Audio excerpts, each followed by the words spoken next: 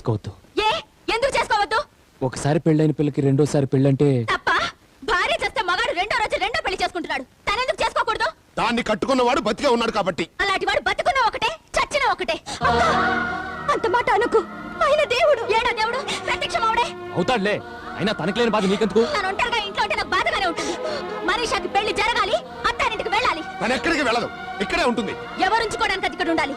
మీరా? మీ అబ్బాయా?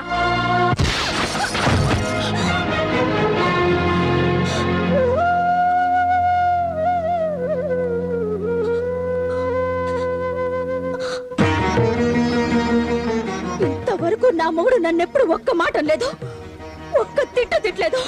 నువ్వు ఇంట్లోకి వచ్చాక ఈ మనుషులో మార్పు వచ్చింది. నన్ను కొట్టే పరిస్థితి వచ్చింది.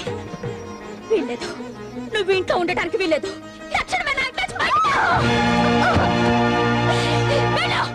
వెళ్ళిపోతానక్క.